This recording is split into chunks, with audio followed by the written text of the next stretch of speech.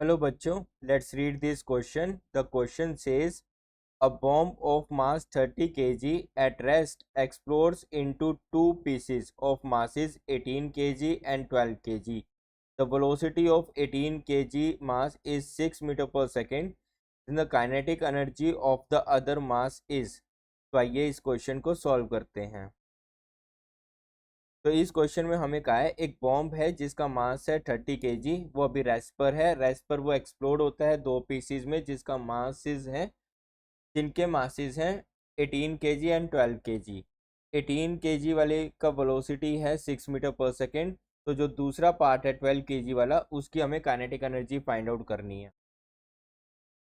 तो आइए इस क्वेश्चन का की कंसेप्ट जानते हैं। The key concept of this question is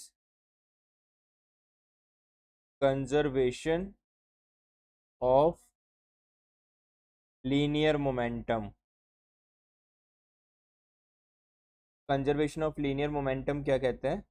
that initial momentum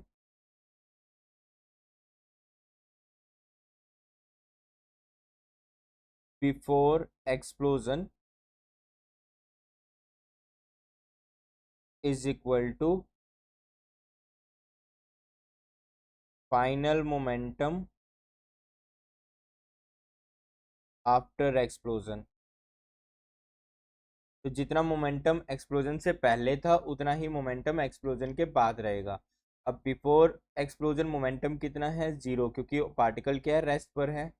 and that is equal to final momentum m1v1 plus m2v2। तो m1v1 plus m2v2 is equal to 0। तो m1 हमें गिवन है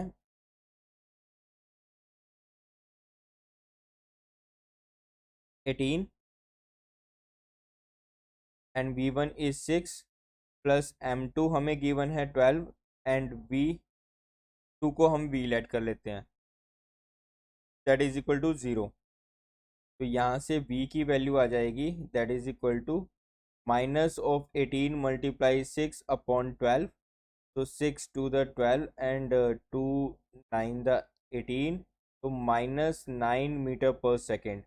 और ये जो नेगेटिव साइन है, this negative sign indicates that the particle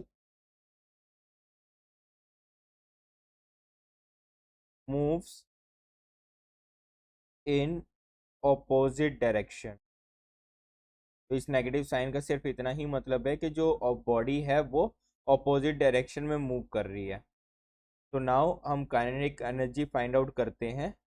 तो kinetic energy का फॉर्मूला होता है हाफ mv²।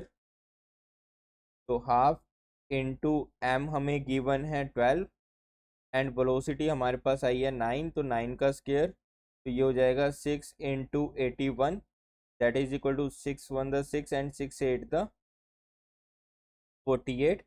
तो 486 joule is our kinetic energy. तो आइए अब ऑप्शन चेक करते हैं।